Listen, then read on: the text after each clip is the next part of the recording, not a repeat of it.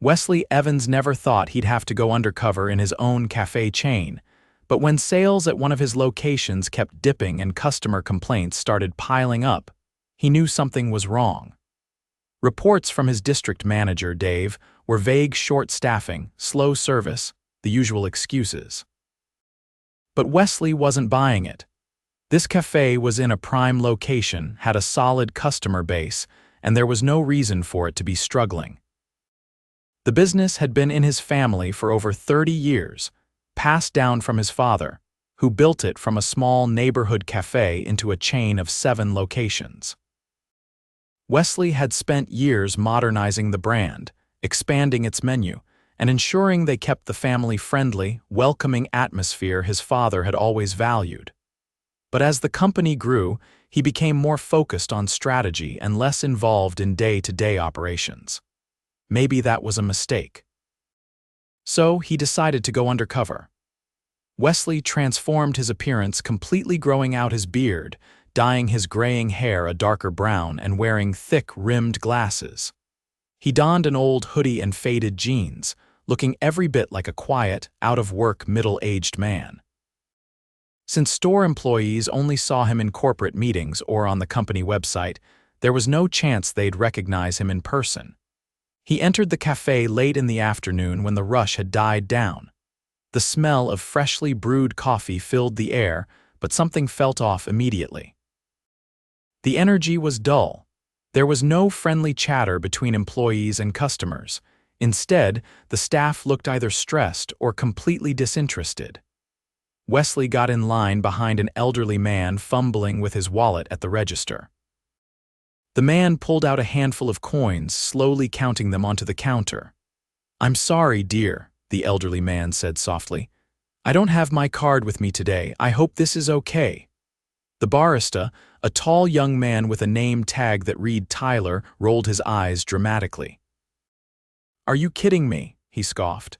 "You're really paying in coins." The old man hesitated, his hands shaking slightly.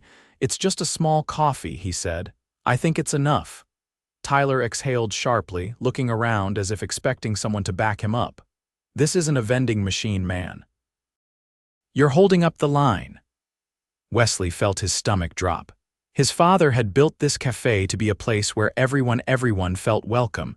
Seeing an employee mock an elderly customer for something as simple as paying in coins made his blood boil. The old man started to scoop the coins back into his pocket, his face red with embarrassment.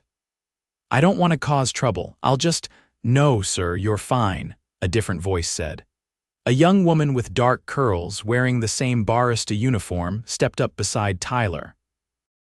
Her name tag read Maria. "I'll count it for you." She ignored Tyler's irritated glare and patiently counted out the coins, smiling at the customer. "You have more than enough," she assured him. "And next time, don't worry about it." "We're happy to serve you." Wesley watched as the elderly man gave her a grateful smile, but Tyler wasn't done.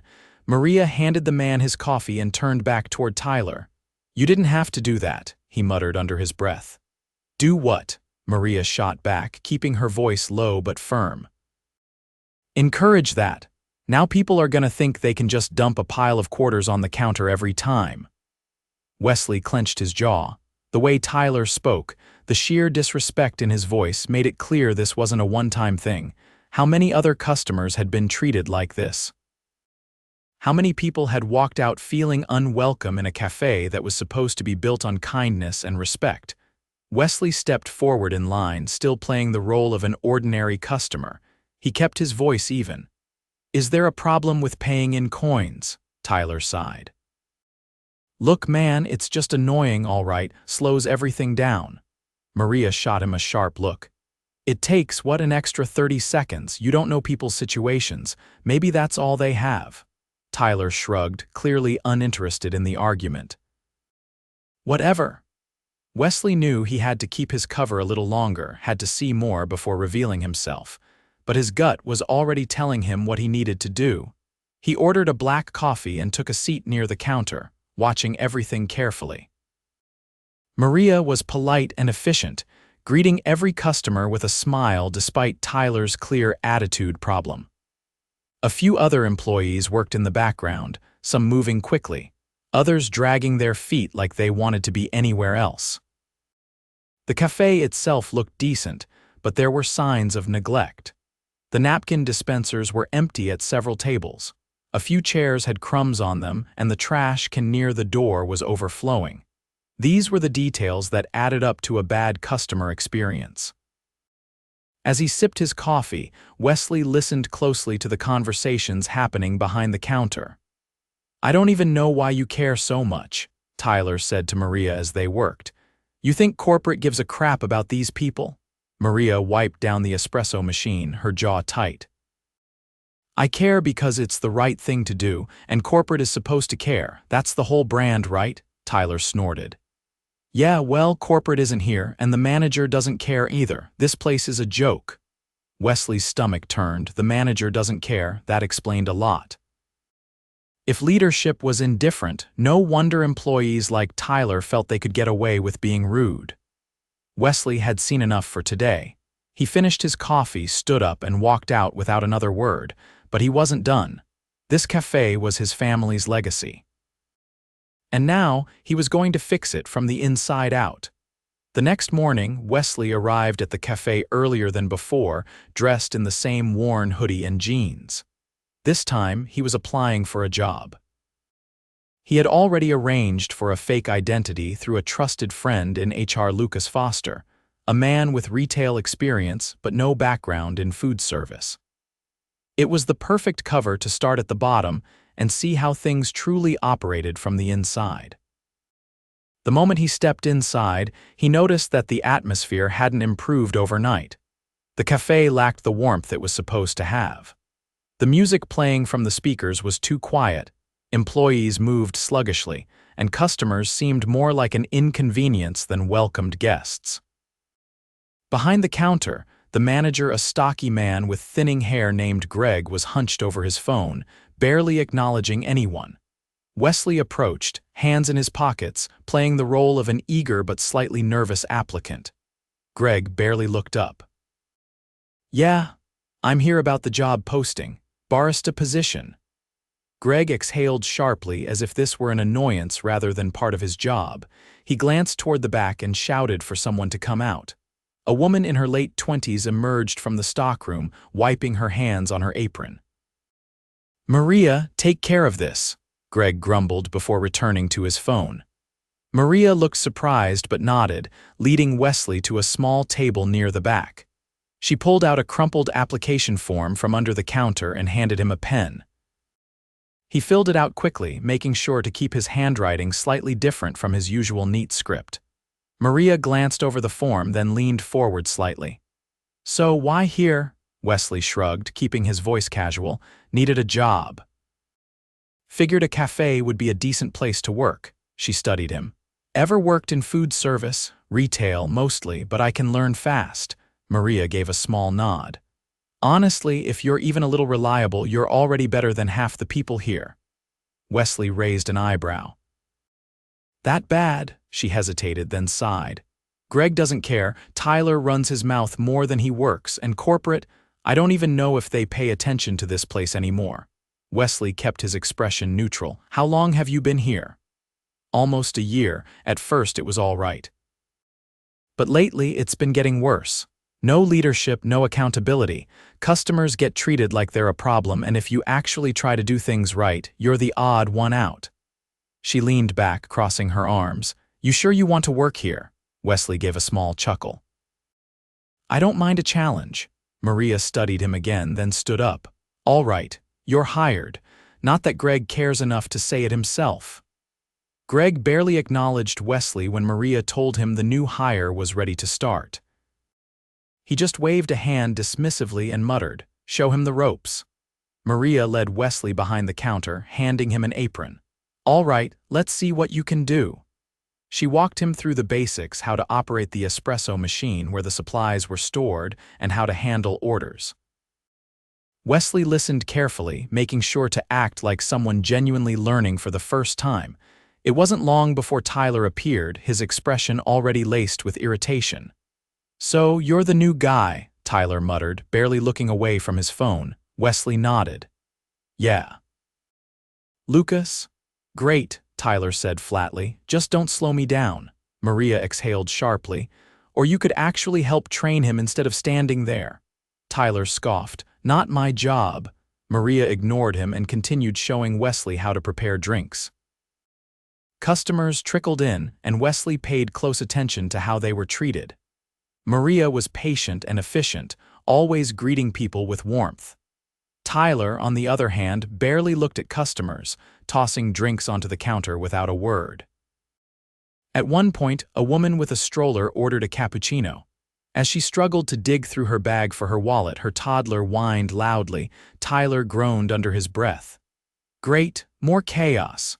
Maria shot him a sharp look, but before she could say anything, Wesley stepped in. I got it, he said smoothly, handing the woman her drink with a reassuring nod. She smiled gratefully. Thank you, Tyler huffed. Man, you're really trying too hard. Wesley turned slightly. Or maybe you're not trying at all. Tyler gave him a long look, then smirked. All right, new guy. Let's see how long you last. As the hours passed, Wesley took note of the deeper issues in the café. Greg barely left his spot at the back, only showing up when he needed to grab something. He never checked on staff, never interacted with customers. Tyler acted like the café was his personal playground, doing the bare minimum and mocking anyone who put in real effort. But there was something else Wesley noticed. Maria was holding everything together. She picked up slack, dealt with customers with patience, and even cleaned up after others without being asked. By the end of the shift, Wesley had seen enough to confirm what he already suspected. The café wasn't failing because of the location or the business itself. It was failing because of leadership, or rather, the complete lack of it. As he untied his apron, Maria leaned against the counter watching him. So, what do you think? Wesley wiped his hands on a napkin. I think this place could be a lot better if people actually cared. Maria gave a small, knowing smile. Yeah, but that starts at the top, doesn't it? Wesley met her gaze, his mind already working through his next move. Tomorrow he'd push further. And soon, everyone would see exactly who had been watching all along. Wesley arrived at the café early the next morning, blending in with the other employees filing in for their shifts. The air inside was thick with the lingering scent of yesterday's brewed coffee, but the atmosphere was unchanged, dull, almost mechanical. Employees moved sluggishly, exchanging half-hearted greetings, and Greg, as expected, was nowhere in sight. Maria was already behind the counter, tying her apron as she glanced up. You came back, she said, not quite surprised but mildly curious. Figured I'd give it another shot, Wesley replied, rolling up his sleeves. Maria handed him a rag. Then you can start by wiping down the tables. No one did it last night. He took the rag without hesitation and started cleaning each surface, noting the dried coffee rings and crumbs that had been left behind. If this was the standard, it wasn't just the customer service that had slipped, it was basic upkeep. As he worked, Greg finally emerged from the back, stretching and yawning as if he'd just woken up. He barely glanced at the employees already moving behind the counter before heading straight for the coffee machine and pouring himself a cup. Maria caught Wesley's eye briefly, saying nothing, but the message was clear. This was normal. Greg leaned against the counter, sipping his coffee as if he were a customer instead of the manager. All right, let's not be slow today, he muttered, though his tone lacked any real authority. Tyler walked in a few minutes later, his uniform wrinkled and his phone in hand. He barely acknowledged anyone as he slid behind the counter, shoving past Maria to get to the register. Glad to see you're full of enthusiasm, Maria said dryly. Tyler let out a breath. It's too early for this. Wesley finished wiping down the last table and returned to the counter as the morning rush began. Customers streamed in steadily, most ordering their usual drinks without much conversation. Wesley focused on preparing orders, keeping his movements efficient but careful. Then, a rush of activity near the entrance caught his attention. A woman with a flustered expression entered, balancing a laptop bag and a cup carrier from another café. She approached the counter, setting her things down with a sigh. "I ordered ahead through the app, but no one confirmed it," she said, glancing at her phone. Tyler barely looked up. "Yeah, we don't really check that," the woman frowned. "Isn't that the point of ordering ahead?" Tyler shrugged. "I mean, we'll make it now, but you could have just ordered here." Maria turned toward the espresso machine, already preparing the drink without a word. Wesley, watching closely, saw the frustration in the woman's eyes. "That kind of defeats the purpose," she muttered. Tyler exhaled, tapping the register screen lazily. "Look, we're busy, just chill." The woman's expression tightened, but she didn't argue. Wesley, however, had seen enough. He stepped forward, keeping his voice even. "We appreciate your patience. Your drink's being made now." The woman gave him a grateful nod, but Tyler shot him an unimpressed look. "You don't have to jump in every time," Tyler muttered under his breath. Wesley didn't respond. He didn't need to. As the morning rush continued, he observed more of the same patterns. Maria handled the bulk of the work. Greg remained in the background, and Tyler's attitude fluctuated between disinterest and outright dismissiveness. Then, just before the rush died down, an older woman with a cane approached the counter slowly. She adjusted her glasses as she peered up at the menu. "Could I get a small tea, please?" she asked. Maria smiled. "Of course. Would you like honey or lemon with that?" The woman hesitated, feeling around in her purse. "Just honey, thank you," Tyler sighed audibly. "Cash or card?" The woman pulled out a small coin purse, her fingers trembling slightly as she counted out bills. Tyler glanced at the money, then at her. "This is short." The woman's face fell. "Oh, I thought I had enough." Wesley watched as Tyler shifted, clearly unimpressed. "Well, I can't just give it to you." Before anyone could say anything, Maria reached into her own pocket, pulling out $1 and sliding it into the register. "It's covered." The woman looked up in surprise. "Oh dear, you don't have to," Maria shook her head with a smile. "It's no problem at all." Tyler scowled, but before he could say anything, Greg finally decided to speak. "This isn't a charity," Greg muttered. Maria stiffened slightly. "It's $1." Greg took a slow sip of his coffee. "That's not the point." Wesley wiped his hands on a napkin, stepping forward. "I think it is the point," he said, his voice calm but firm. Greg turned toward him for the first time that day. "And who are you to say that?" Wesley held his gaze for a moment before reaching up and pulling off his glasses. Then he ran a hand through his hair, shaking it slightly back into its natural style. The small changes to his appearance were enough. Maria's eyes widened slightly. She recognized him first. Greg frowned, looking at him more closely. Then his face changed, shifting from mild irritation to a visible panic. Tyler, still clueless, scoffed. "What, you finally deciding to quit or something?" Wesley looked at him evenly. "No. I'm deciding to fix my café." Silence fell over the space. Customers turned their heads slightly, sensing the tension, though no one spoke. Maria inhaled slowly, realization settling in. Greg cleared his throat, setting his coffee down. "Sir, Wesley cut him off. "Save it." He turned toward Maria. "Walk with me." She hesitated, then untied her apron and stepped out from behind the counter. Wesley gestured for her to follow as he walked toward the seating area. Greg and Tyler remained frozen, both clearly processing what had just happened. Wesley glanced at Maria as they reached the far side of the café. "I owe you an apology." Maria blinked. "For what?" "For letting this place get this bad." She looked at him for a long moment, then exhaled. "I figured corporate didn't care, but you do, don't you?" Wesley nodded. "I built this company with my father. This place is supposed to be more than just another café." Maria crossed her arms. "Then what are you going to do about it?" Wesley turned his gaze toward the counter, where Greg and Tyler stood awkwardly, their confidence visibly shaken. "Everything," he said. Greg's fingers tightened around his coffee cup. Tyler shifted his weight, glancing between Wesley and Maria like he was waiting for someone to break the silence. Wesley wasn't going to waste time on dramatic speeches. He had seen enough. He turned to Greg first, his tone steady. "You're done here." Greg's mouth opened slightly, but no words came out. His face was pale. "Sir, there's no explanation that'll change my mind," Wesley said. "I've watched you sit back and let this place fall apart. You don't lead. You don't manage, you don't even care, and that's exactly why this cafe is failing."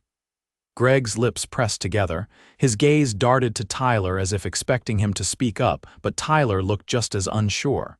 Wesley continued. "You can collect your things now, or I can have security escort you out by the end of the day. Either way, you're not managing this cafe anymore." Greg's entire posture changed. The arrogance, the indifference, it all vanished in a single breath. He muttered something under his breath, then turned abruptly and walked toward the back office, yanking the door open with more force than necessary. Tyler let out a sharp breath, shaking his head. "Wow, that's how you run things. Just fire people on the spot." Wesley's gaze snapped to him. "You think I don't see what you've been doing?" Wesley asked, his voice calm but cutting. "I watched you insult customers, ignore your responsibilities, and treat your coworkers like they are beneath you." Tyler scoffed. "I was just being real." "People come in here acting entitled," Wesley repeated. "You work in hospitality. Your job is to serve people with respect, no matter how they pay or how long they take. If that's too much for you, you shouldn't be in this business." Tyler rolled his eyes, but there was no confidence behind it anymore. "You have two choices," Wesley said. "You can leave now, or you can prove that you actually deserve this job. But that means changing everything about how you work here." Tyler hesitated, his jaw tightening. He glanced at Maria, who met his gaze with no sympathy. Wesley gave him a few seconds before speaking again. "Make your decision." Tyler exhaled sharply. "Fine. I'll do better." "We'll see," Wesley said, "because if I hear one more complaint about you mistreating customers or slacking off, you won't get another warning." Tyler gave a short nod, his posture stiff. He didn't argue. Wesley turned back to Maria. "You're the only reason this cafe hasn't completely fallen apart." Maria's expression didn't change, but there was a flicker of something in her eyes, surprise, maybe. "I need a new manager here," Wesley said. "Someone who actually cares about the customers and the staff." Maria blinked. "You're offering me the job." "You're already doing half of it," Wesley said. "Might as well be paid for it." Maria studied him carefully, as if searching for any sign that this was some kind of test. "I don't want to be stuck cleaning up everyone's messes without real authority," she said. "You won't be," Wesley replied. "I'll make sure of it." Maria crossed her arms, thinking for a long moment. Then finally she nodded. "All right, I'll do it." Wesley extended a hand. Maria shook it firmly. With that settled, Wesley turned toward the rest of the cafe. Customers had been watching, some more obviously than others.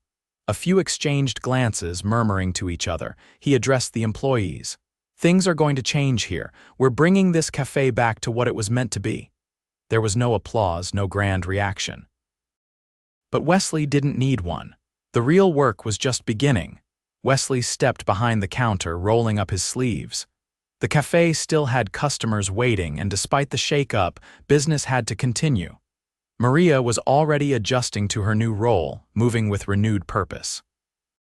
She called out drink orders, checked on supplies, and made sure the remaining employees stayed focused. Tyler, for his part, kept his head down. He worked without his usual sarcasm, though his movements were stiff. Wesley noticed him glancing toward Maria more than once, measuring how much authority she now had. Greg had left quickly, avoiding eye contact with everyone.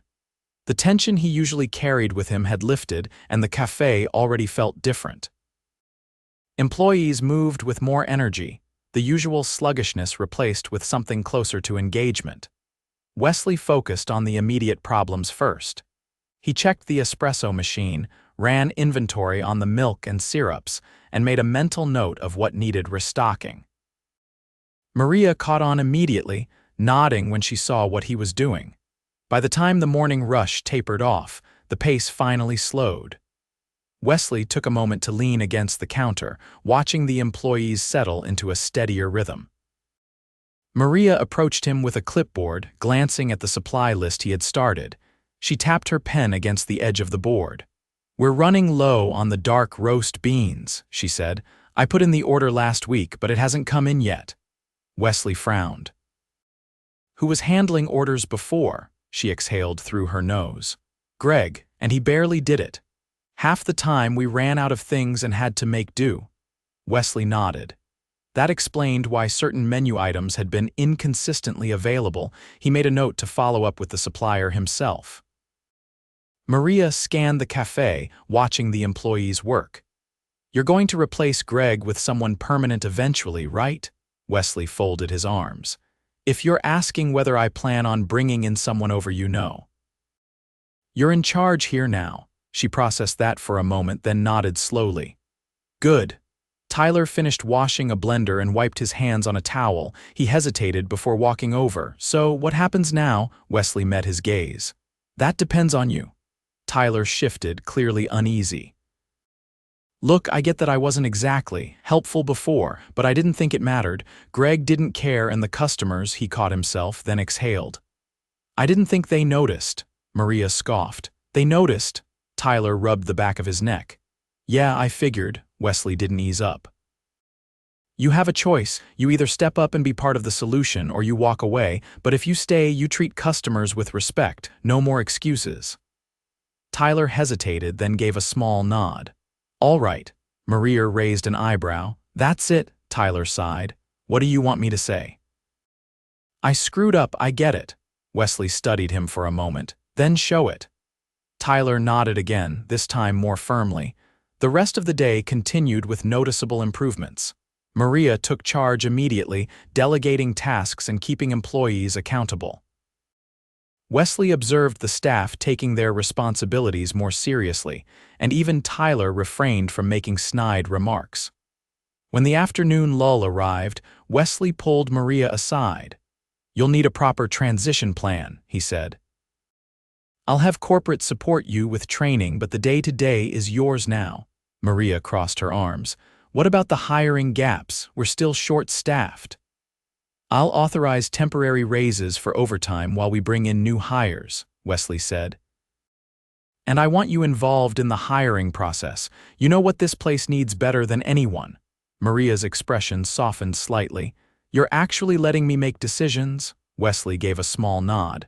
"That's what leadership is," she exhaled, shaking her head slightly. "All right. Then let's do this right." By closing time, the café already felt different.